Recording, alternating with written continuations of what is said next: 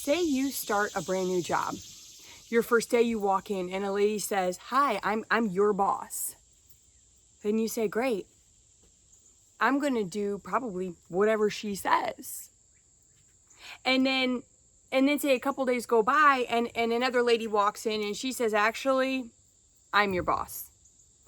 And then she says, "Actually, I'm your boss's boss." So then you're like, "Oh, okay, well, I'm definitely going to do whatever you say."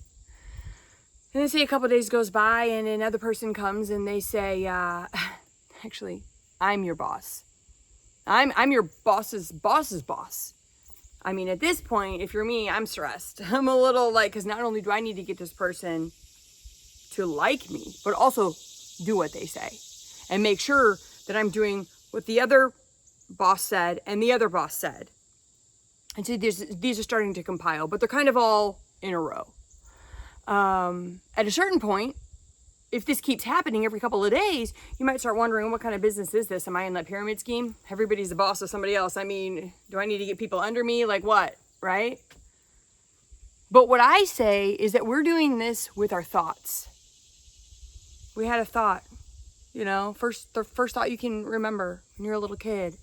It says, "Oh, hi, you want to be a good person, don't you? Well, you better be a good person. You better be a good person. I'm the boss of your mind." So then you're like, "Okay, that's fine. I got to be a good person so that I can, get a treat or whatever." Okay. And then as you start to live life, other thoughts start coming in. Oh, a good person means that you do exactly what you're told. And then you're going to, succeed in life and you're going to have a happy life. And then you start to grow up a little bit more and you start realizing that actually people that do everything they're told, they don't live a very happy life, and you honestly don't like the feeling of it.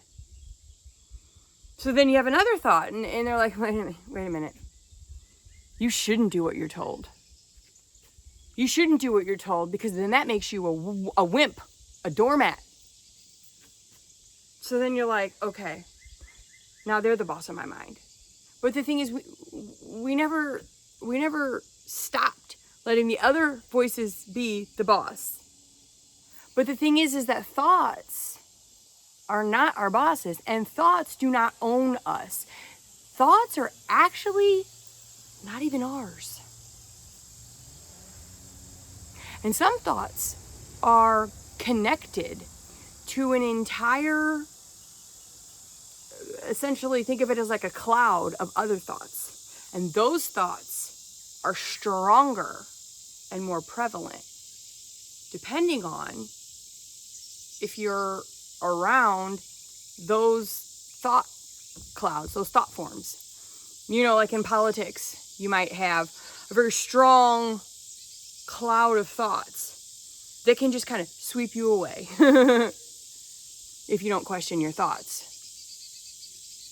And so the idea, and I really follow the work of a girl named Byron Katie, to where she says to question your thoughts. So when you find yourself feeling shame thoughts, which is different than guilt, if you did a bad thing and you survey the scene and you say, "I did a bad thing," go ahead and feel guilty if you want. Forgive yourself, whatever. But shame is different because shame says, I feel bad about what I did or thought, or how I am, or who I am. That's the worst. That'll end in suicide. And shame says, I'm afraid anybody else in the world were to find out about this way that I truly am, and they will not approve. And of course, that boss thought is, you must seek the approval of others.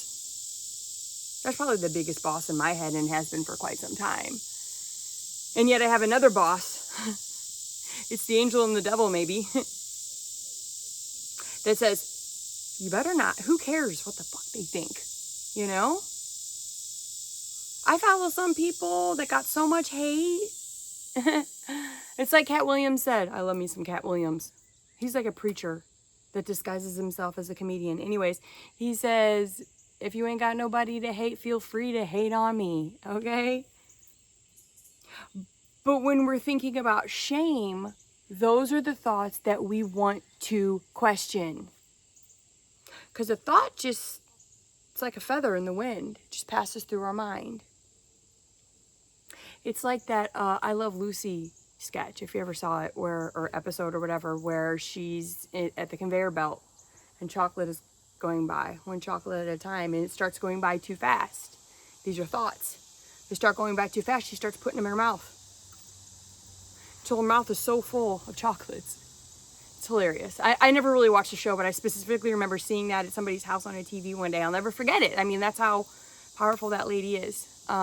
Lucille Ball, I guess. What I'm saying is, when we take each thought and we put it in our mind, and we've got them all crammed in, we're going to explode. So guess what that means?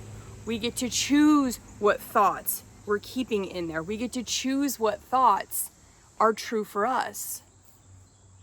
If I went and I worked at, let's say, a strip club, and I walked in, my boss is going to tell me very different things that I need to do than if I were to walk into Walgreens and get a job there. Now, both jobs are okay. Both jobs are legal. Both jobs are acceptable jobs for a person to have. But they're going to be vastly different in satisfying me and making me feel, that's not the word. They're going to be vastly different in whether or not they're going to resonate with who I am and what I want to do. Now, I'm not saying I want to work at Walgreens, and I'm not saying I don't want to work at a strip club, but maybe that's shame talking right there. But the idea is you get to choose who your boss is.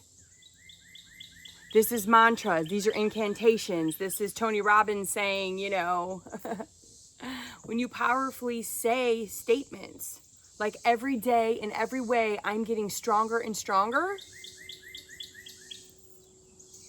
And you keep saying it, and you keep saying it, and you keep saying it, and you say it louder, and you say it with heart, and you say it with a smile, and you say it with power. That's going to start to become one of your bosses through repetition. What do you think the media does? They're doing it for free to us. Maybe less now that we don't have commercials. But I mean, well, I guess some people do. I can't be watching stuff with commercials. Anyways, the point is this.